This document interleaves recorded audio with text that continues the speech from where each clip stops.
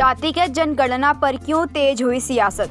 बिहार के जातिगत जनगणना के आंकड़े, राजनीति वर्सेस जातिगत जनगणना। बिहार सरकार ने जातीय जनगणना के आंकड़ों को जारी कर दिया है। पिछले कुछ समय से कई राजनीतिक दलों ने जातीय जनगणना कराने की मांग लगातार उठाई।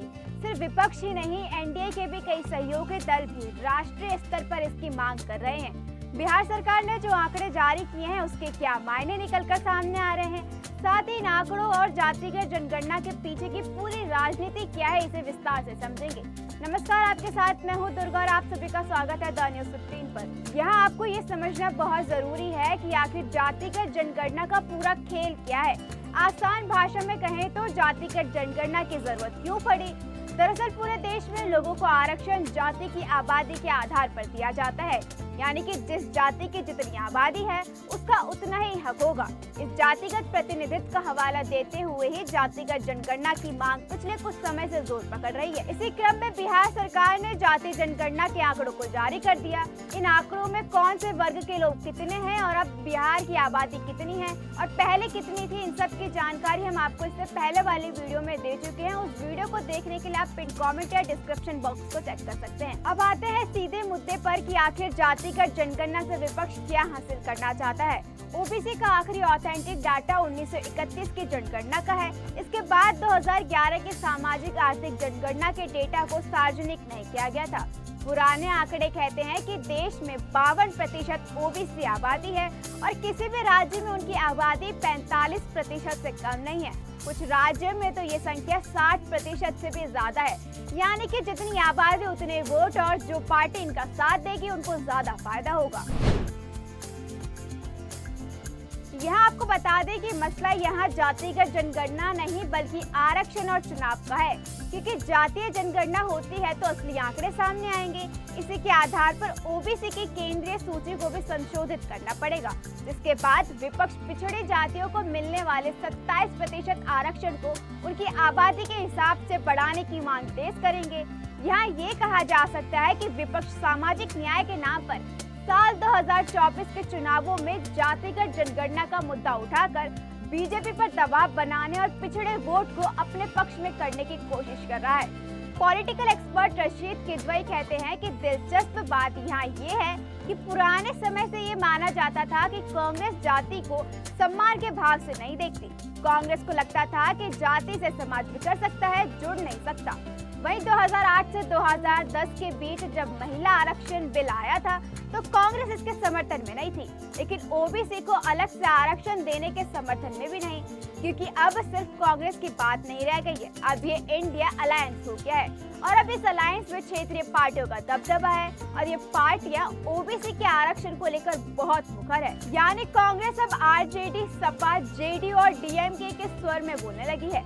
यानी कि कांग्रेस जहां पहले नहीं चाहती थी कि आरक्षण या फिर जातिगत जनगणना हो, वहीं अब इसको लेकर वो दबाव बना रही है। ये एक बहुत बड़ा शिफ्ट है। मुझे नहीं लगता कि कांग्रेस के अंदर इसे लेकर बहुत डिस्कशन हुआ है। विपक्ष की वजहों को तो आपने जान लिया, लेकिन बीजेपी या कह ले कि सत्ता पक्ष जातिगत जनगणना से बचती क्यों नजर आ रही है, इसे जानते हैं। पिछले कुछ समय से राजनीति में बड़ी संख्या में बहुत ही मजबूत क्षेत्रीय दलों का उभार हुआ है।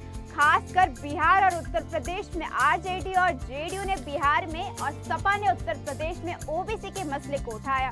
ओबीसी वोटरों का जबरदस्त समर्थन पाने में सफल रहे, लेकिन पिछले कुछ चुनावों से ओबीसी वोटरों में बीजेपी की लोकप्रियता बढ़ी है। यानी कि जो लोग पहले यूपी में सपा और जेडीयू को वोट देते थे, अब वो बीजेपी की तरफ बढ़ रहे हैं। बीजेपी उत्तर भारत के अनेक राज्यों में प्रभावी ओबीसी की तुलना में निचले ओबीसी को लुभाने में अधिक सफल रही। इसलिए बीजेपी ने भले ही ओबीसी पर अपनी पहुंच बनाकर चुनावी लाभ ले लिया हो, लेकिन इनके बीच इनका समर्थन उतना मजबूत नहीं है जितना कि उच्च वर्ग और उच्च जातियों के बीच है। आसान भाषा में समझे तो ओबीसी में कोई भी जाति या निचले दल का दर्जा नहीं मिला हुआ और बस वही लोग बीजेपी के समर्थन में हैं, जबकि बाकी सारे लोगों को विपक्ष अपनी तरफ करने में सफल हुए। सीएसडी के संजय कुमार के मुताबिक बीजेपी का जातिगत गणना से कतराने का मुख्य कारण ये डर है कि अगर जातिगत जनगणना होती है तो क्षेत्रीय राजनीतिक दलों को केंद्र सरकार की नौकरियों और शिक्षण संस्थानों में ओबीसी के कोटे में बदलाव के लिए सरकार पर दबाव बनाने का मुद्दा मिल जाएगा। बहुत हद तक संभव है कि ओबीसी की संख्या उन्हें केंद्र की नौकरियों में मिल रहे मौजूदा आरक्षण से कहीं ज्यादा अधिक हो सकती है। माना जाता है कि बीजेपी को इस तरह की जनगणना से डर ये भी है कि इससे अगड़ी जातियों के उनके वोटर नाराज हो सकते हैं।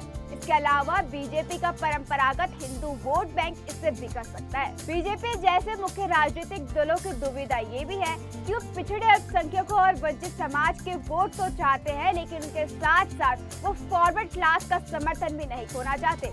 इसी वजह से बीजेपी भी इससे बचना चाहती है। 2009 के आम चुनाव में बीजेपी को 22% ओबीसी वोट मिले थे, जो साल 2010 में 2 गुना हो गए। पिछले लोकसभा चुनाव में बीजेपी को 44% वोट मिले, वहीं क्षेत्रीय पार्टियों का हिस्सा 2009 के 42% वोटों से घटकर 27% रह गया। ऐसे में अगर पूरे देश में जातिगत जनगणना होती है तो पिछड़े वर्ग को देखकर सारी नीतियां और योजनाएं बनाई जाएंगी, जिससे बाकी वर्ग और जातियों के बीच मतभेद हो सकते हैं और राजनीति में भी पिछड़े वर्ग के लोगों के प्रतिनिधित्व की मांग भी बढ़ेगी। जातिगत जनगणना को लेकर आपकी क्या राय है? क्या जातिगत जनगणना पूरे देश में कराना सही है या नहीं? हमें कमेंट बॉक्स में जरूर लिखकर बताएं।